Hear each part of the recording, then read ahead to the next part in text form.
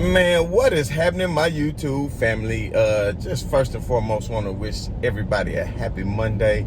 Hope everybody have a blessed week. Everybody stay positive through these trying times that we all are going through right now, if you are indeed going through those. But nonetheless, we want to go ahead and jump right into the things that transpired over the weekend in the association, of course, as we always do. So, first, I'm going to jump right into the Lakers snapping that 2-game losing streak. So we all know the Lakers looked like they were starting to struggle. And a lot of people hit the panic button so quick, and that's how it is nowadays. People are so much, what have you done for me lately? What are you doing for me right now? And they forget about the past so quick. But just want to say the Lakers had lost to Philly. I want to say that Wednesday, only by 1 point. So it wasn't like, and I know they came back to barely win, but at the end of the day, they can turn it on when they want to turn it on. I'm not really worried about the Lakers, and quite honestly, I don't think it'll be Philly that'll be coming out of the East, but we'll jump into that in a second. So anyway, the Lakers had lost to Philly by 1 and then got throttled Friday night by Detroit when LeBron had came out and scored all those points in the first quarter. But I already made a video to that, so if you didn't see that or get a chance to check it out or hear about exactly what happened in that loss to Detroit, then go back to my previous video and check that out. But let's just get into the game on Saturday night. So Saturday night, I think Boston really showed that they have a team that's capable of competing with damn near any team in the league if they put their mind to it, and that includes going against the Los Angeles Lakers, the Brooklyn Nets, Milwaukee Bucks, or whoever may stand in their way. And one thing about Boston Celtics is they've been together for a while, and when you develop a team chemistry, then you really learn how to gel together, and it makes you a hard team to beat, regardless if you have a lot of superstars on your team or just a couple of all-stars or whatever you have. But the Boston Celtics are still a pretty good team, up and down, all the way from the top of the bottom through the top of the roster, through the bottom of the roster. I know Marcus Smart got hurt towards the end of the game and only a few minutes left, and they kind of let a little bit of wind out of their sails. It's not like he was just out there doing a whole lot. I mean, he only had 7 points, I believe, when he was hurt. But at the end of the day, he does bring a lot of heart and soul to that Boston team. So I just want to wish Marcus Smart a speedy recovery. But anyway, so one thing that I remember about that game, even though it's been a couple of days now, just looking back on it, if you all can remember, the Lakers were up by 1, and Anthony Davis had the ball. And they had called a timeout and they were coming down. There's only like 18 seconds left, maybe 12, 13 seconds left on the shot clock. So the Celtics were going to get a last shot. So regardless of if they were to get the defensive rebound in the event that the Lakers missed, or they were going to get the ball back if the Lakers made. So regardless, they were going to get the ball back more than likely. So anyway, I just don't know what the hell Vogel is doing at the end of these games, to be honest, because I mean, at the end of the game, and I'm in a 1-possession game, whether I'm up by 1 or down by 1, it's really only one person I want that ball in the hands of. There's only one person I want that ball in the hands of, and we all know who that is. That would be LeBron James. I mean, no offense, Anthony Davis. I mean, you can do your thing on your post. You got a perimeter shot. You're expanding your game. But for one, you haven't been looking as good this year. For two, we all know that you're battling a thigh contusion injury. So we're not sure how much of a struggle you are with that. But at the end of the day, Anthony Davis had the ball. LeBron James is at the top of the key, open. They're bringing the double. Pass the ball back out to LeBron. LeBron is shooting over 40 from 3 this year. Pass it back out to him. So then LeBron comes over on the wing. You still had your back to him. You turn around and you did look for him, but you looked for him too late. So at this point, LeBron went ahead and cut down to the bottom of the basket so he can get a rebound in case you were to miss. But that never happened because Anthony Davis turned the ball over yet again. And that's not the first time that Anthony Davis has done this in the situation. And I'm not coming down on Anthony Davis because I still think he's a hell of a player. I still think he's a top 10 player in this league. I once thought he's a top 5 player, but the kind of season he's having right now, he's not. He's not. I can name quite a few players that I would list ahead of them, most notably Kevin Durant and James Harden. But anyway, so Anthony Davis gives up the rock. They lose the ball, and they're going back down the half court. I'm like, oh, my God, the Celtics about to score and put this thing away and win the game. But lo and behold, the Caruso man, dude is gaining more and more respect for me each day. So Anthony Caruso hustles back down in transition defense and causes them not to get the easy layup. So they had to come back out, kick the ball back around the horn, and come, and then lo and behold, out of all people to take the shot, Kemba Walker. I think Kemba was 1 of 10 that night. So thank God it was Kemba who took the shot and missed it. Jaylen Brown was open on the other side. I guess he didn't see him, or he felt that he could make the shot when he rose up. But they actually missed the shot. So this was not a game in which I'm saying, oh man, the Lakers are back. The Lakers are back. They did this and that. No, they hadn't been looking good on that stretch on the road, you know. And I've been bragging so much on their bench about how deep they are, but their bench has not really been showing me what they can do. They haven't, I mean, other than Caruso, I mean, Montrezl Harrell, he's been coming up a little bit short, even though I know he's more than capable. Caruso is like the only one who's really doing something. Wesley Matthews isn't giving you anything at all. Not sure what's going on with him. I know he's getting a little bit long in the tooth, but I would think that he would give you more as far as his three-point shooting capabilities and his ability, his defense. But Wesley Matthews, that Saturday night, I want to say, was a healthy scratch.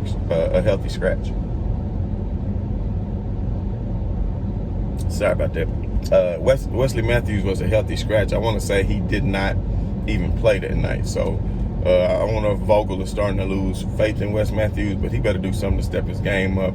I know THT is starting to get some playing minutes, but there's a lot of rumors swirling around that the Lakers want Bradley Beal, and I'm thinking no team is going to give up Bradley Beal unless they get something back for him. So unless the Lakers really ready to give up draft picks, I mean, I can see them giving up Kuz. Maybe somebody would take it for Kuz and THT, but I just don't think the Lakers are ready to give up THT.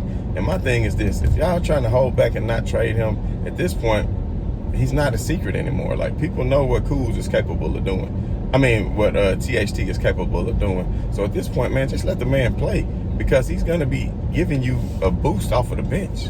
I mean, he's a hell of a player. He's just not a knockdown three-point shooter. This man is more than capable of getting his own shot and penetrating and making plays off the dribble to create his own shot and to create for others. So, I mean, I would like to see THT get a little bit more playing time. But with all that being said, the Lakers did come away with the victory. They're going to wrap up this road trip tonight in the city, ATL, one of my favorite cities to kick it at, and one of my favorite cities to do business in for various different reasons. Hint, hint. Lemon Pepper Lou. We all know Magic City, the home of the Southern players. But anyway, we won't get into all that. So anyway, they're going to go against Atlanta tonight. Trae Young been playing hella ball. The Atlanta Hawks are looking very good. Every team they play against, they come up looking real good. We saw what they did with the Brooklyn Nets. So this will be a good measuring stick to see what the Los Angeles Lakers can go out and do tonight on the road in Atlanta. And one thing I do like about Atlanta right now is allowing fans in the arena. And it seems like LeBron is missed playing in front of fans in the Forum. In the Staples Center, they haven't been playing with fans. So I think whenever there's fans out, LeBron James is going to come out and do his thing tonight. And I even said in my last video, LeBron was looking tired. I kept saying LeBron was looking tired. But out of his own mouth, LeBron James said he was not tired. Out of his own mouth, LeBron James said, I don't get tired. So, you know, he could just be saying that. But at the end of the day, I trust the source, and the source is LeBron James. If the man said he's not tired, then who am I to argue? I think he can say if he is tired, he might not just be tired during the game, but, you know, maybe his legs went beneath him. But he did blow a lot of bunny shots that night. And bunnies, when you blow bunnies, I don't think it comes from fatigue. Just sometimes that happens, man. We all been in the gym before and blew some bunnies. So he wasn't the only one who blew bunnies that night in that loss, in that fourth quarter collapse against Detroit. And plus, Detroit came out playing hella basketball. So either way it goes, I just look forward to the Lakers bouncing back. And they always tried last season not to lose 2 in a row, which they did. So I know tonight they're going to go back and try to get a 2-game win streak started before they head back home to the West Coast, baby. So anyway, another very interesting game that happened last night in the association. I don't know if any of you saw the highlights, or any of you had League Pass and was able to watch that whole game. But Russell Westbrook, whenever he plays against Kevin Durant, it seemed like he had something to prove. Now, James Harden sat out last night. Kind of interesting. He had the same injury as Anthony Davis. or he was listed with the same injury as Anthony Davis, a thigh contusion. So he sat out last night, and I don't know if that's their way of staggering players for rest or whatnot, but nonetheless, he sat out last night. And the way Kyrie and KD started off the season, you would think that would be no problem, although they don't have Dinwiddie, and also although they did lose another key pieces. But some of their bench is really stepping up. Jeff Green is playing really well. I just think the Nets are looking better and better, and they look like they are the team to beat. But the thing about the Nets is they cannot stop anybody on defense. They cannot stop anybody on defense. If you go to StatMuse, you can look at a lot of interesting stats.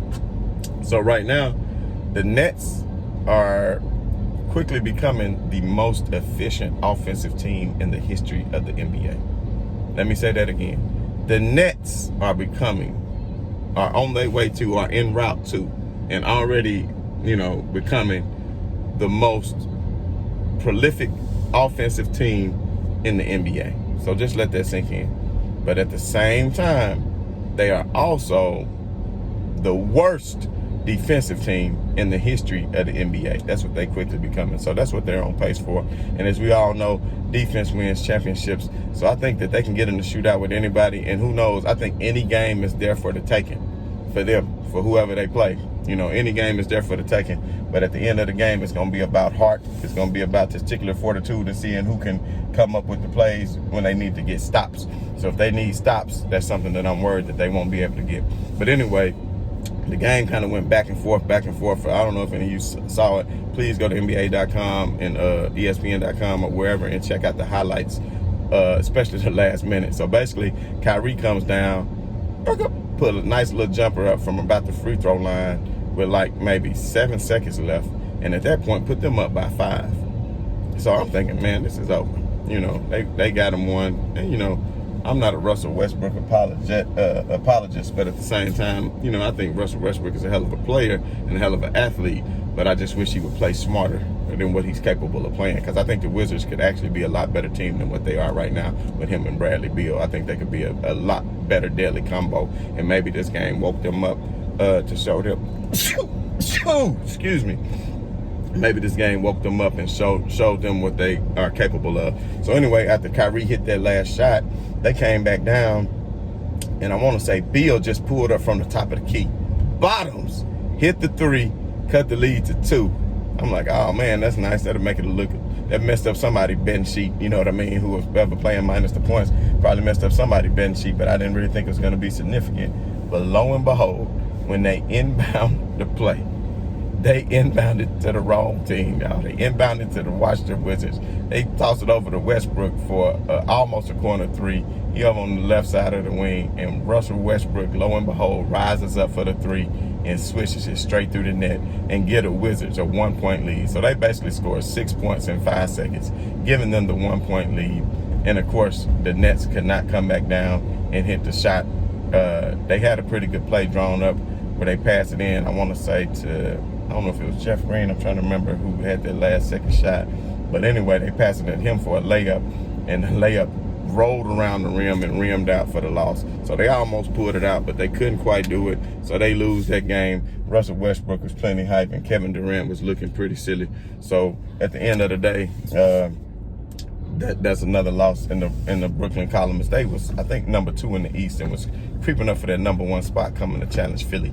But I will say this, I do like that some of these stars have gone to the East, kind of balancing out the league a little bit since LeBron's departure to the West. So now it looks like the East is going to be pretty good, fun playoff games to watch once we get to playoff time, as far as Brooklyn, as far as Boston, as far as Miami, as far as even Cleveland looking nice. You got to give it up to Sexton, Philly, of course.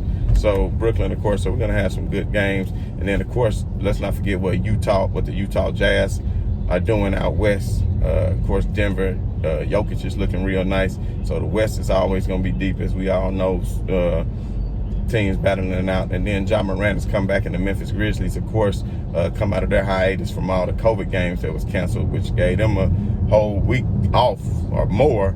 So they came back and got back in the win column. over the weekend against the San Antonio Spurs. So I look to see them continue to move up, because that boy Ja Morant is the truth. If you haven't watched him play, is the reason why he won the Rookie of the Year last night. Check out some of his mixtapes on his Instagram page if you hadn't done so already. But anyway, this is your boy B New, and as always, I'm giving a big shout out right on to the real. Much love to the haters. Gonna be having some merch come out real soon. I want y'all to check it out. Let me know what you think. I'm gonna probably be revealing that in the next couple weeks or so. But thanks for the love and the support. For everybody who subscribed, if you haven't, go ahead and hit that subscribe button. And I appreciate the love. And once again, this is your boy B New. I'm saying right on to the real, and much love to y'all haters. I'm out.